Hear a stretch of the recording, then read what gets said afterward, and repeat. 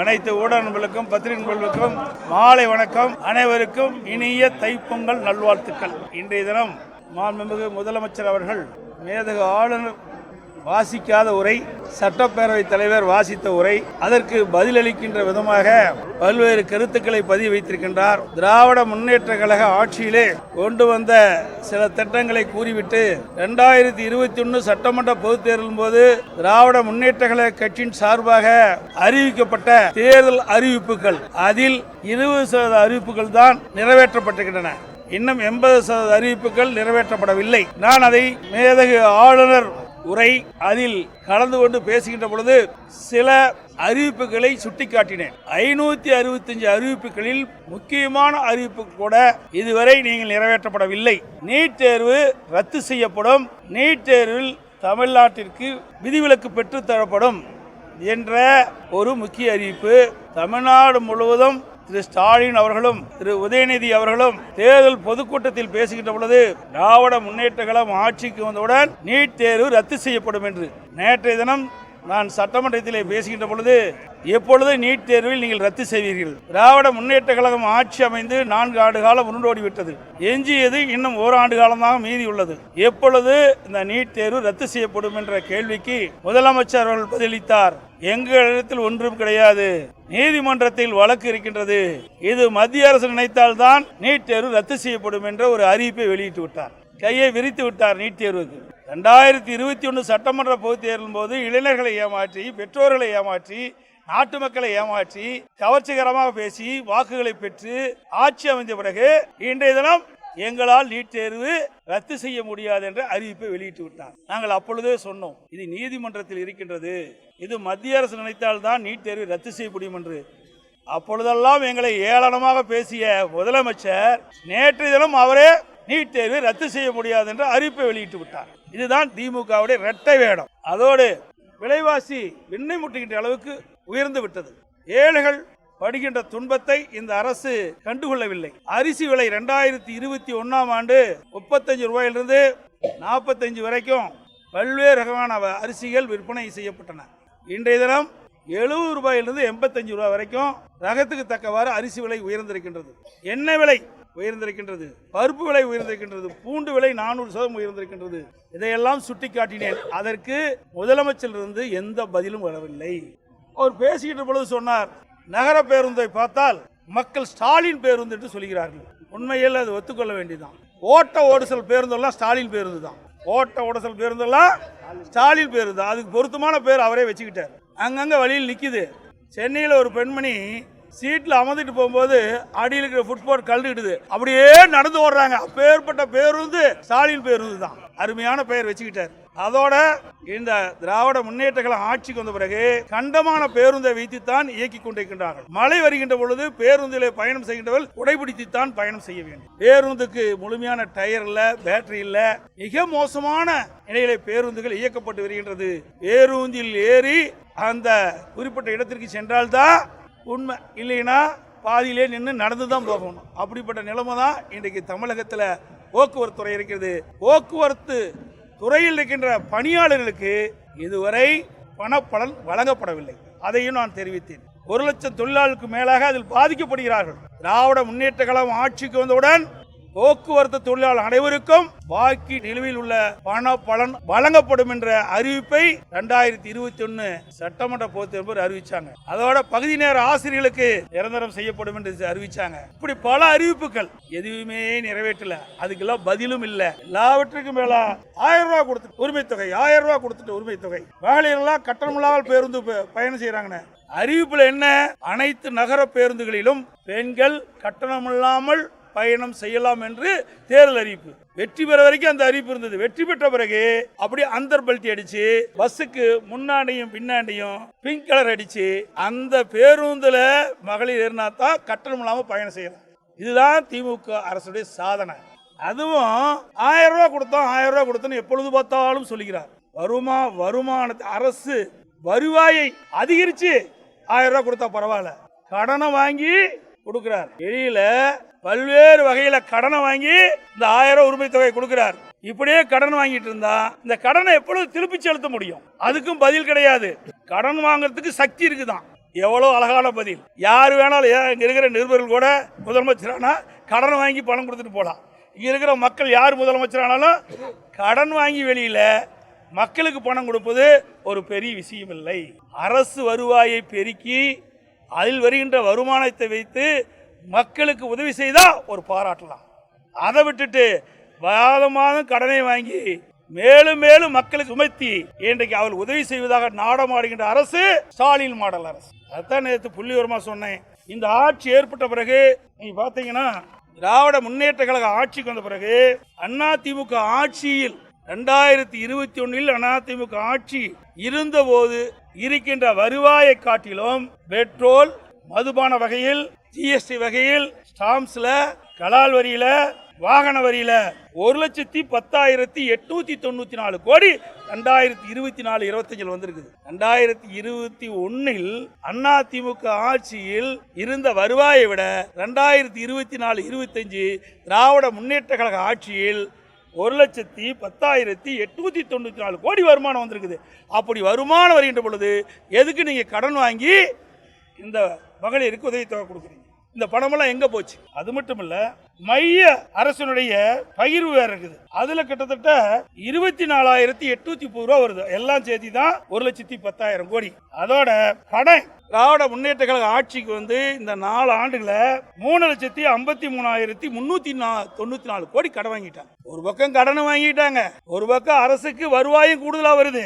அப்படி வாங்கும் போது வருவாய் கூடுதலா 1,10,894, கடன் 3,53,394 கூட்டினா 4,64,288 கோடி ரூபாய். இவ்வளவு வந்து என்ன பெரிய திட்டத்தை கொண்டு வந்து தமிழ்நாட்டு மக்களுக்கு நிறைவேற்றுகிறீங்க? எதுவுமே இல்லையே, எந்த ஒரு பெரிய திட்டமும் இல்லையே. இது எப்படி இந்த கடனை திருப்பி செலுத்த போறீங்க? மூலதன செலவும் மிக குறைவு, வெறும் 17,000 தான். அண்ணன் 2021க்கும் 2024-25க்கும் வெறும் 17,000 கோடி தான் கூடுதலாக மூலதன செலவு செய்கிறாங்க. அப்போ வருமானம் குறைவு 2021. 2024-25 திராவிட முன்னேற்ற கழக ஆட்சியில் வருமான அதிகரிப்பு, கடனை அதிகமாக வாங்கியிருக்கிறீங்க, மூலதன செலவு குறைவு. அப்படி இருக்கும்போது எப்படி வாங்கி கடனை திருப்பி செலுத்த முடியும்? அத்தனையும் வருவாய் செலவு, இனி அது திரும்பி வராது. ஆனால் மூலதன செலவாக இருந்தால் அதிலிருந்து வருகின்ற வருவாய் கடனை கட்டலாம். எது சொன்னால் இதுக்கும் பதில் இல்லை. இப்படிப்பட்ட ஆட்சி தான் அலங்கோல ஆட்சி. அதோட சாதனை சொல்றார், மிகப்பெரிய சாதனை படைச்சிருக்கிறார். இந்தியாவிலேயே பல மாநிலம் இருக்குது, எல்லா மாநிலத்தை காட்டிலும் தமிழ்நாட்டில் கடன் வாங்குவதில் முதல் இடம் தமிழ்நாடு இருக்குது. இதுதான் சாதனை. சொல்லுங்க.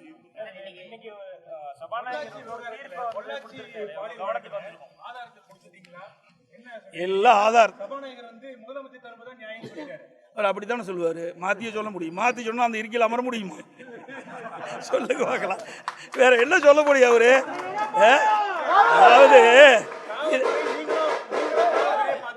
அதாவதுங்க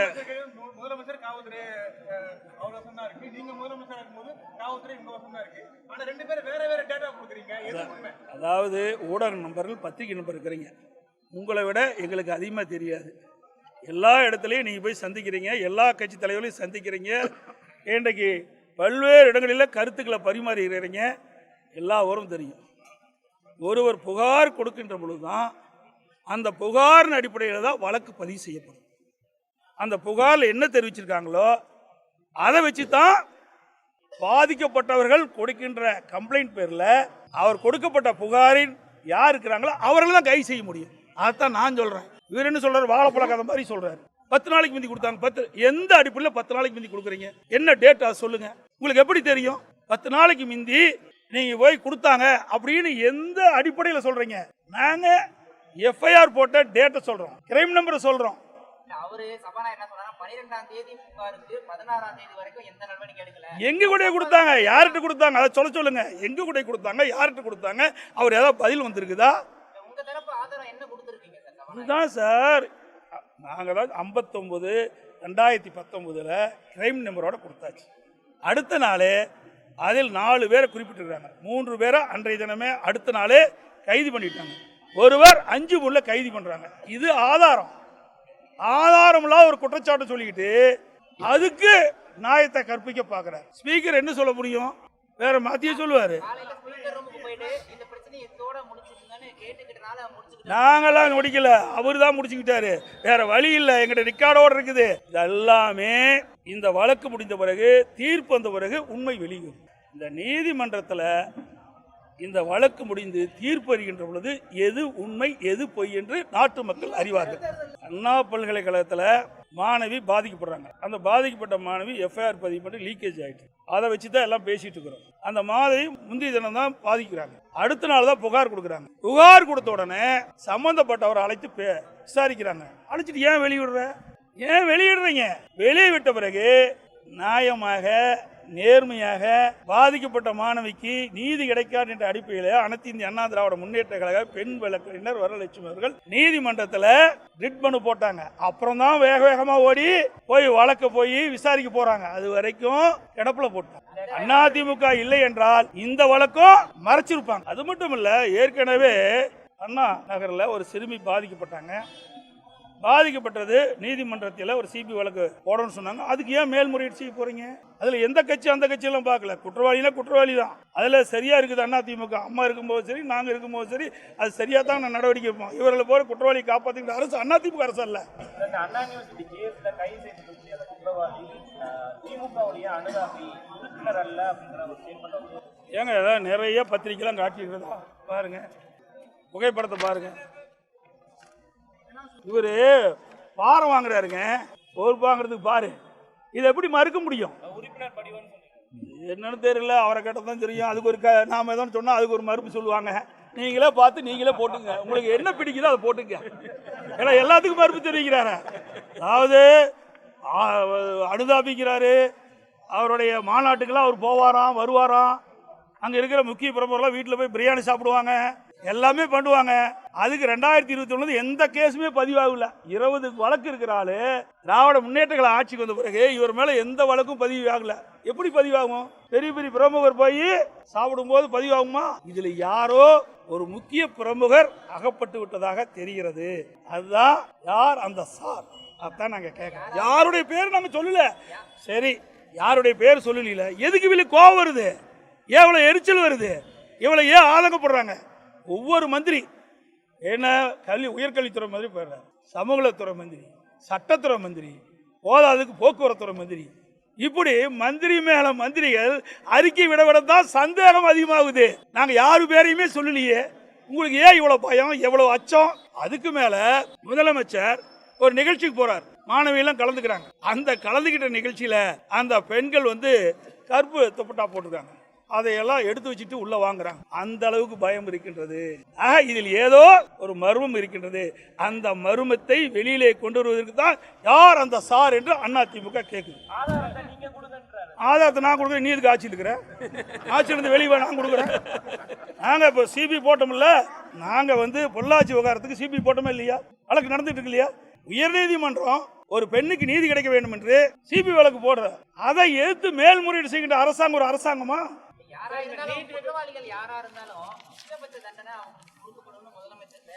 சொல்லி என்ன பிரயோஜனம்? அப்படி வரிக்கு வரி சொல்றாரு. அவர்தான் எங்களுடைய அனுதாபிக்கிறாரு, அழுத்த திருத்தமா சொல்றார். அவர் கட்சி உறுப்பினர் இல்லை, அனுதாபி, எல்லா நிகழ்ச்சிக்கும் வருவார், மாநாட்டுக்கெல்லாம் வருவார், அப்படி எல்லாம் பேசுறாரு. அப்படி இதுல இருந்து நம்ம புரிஞ்சுக்க வேண்டாமா எந்த அளவுக்கு அவருக்கு முக்கியத்துவம் கொடுக்கிறார் என்பது முதலமைச்சரே தெளிவுபடுத்தி.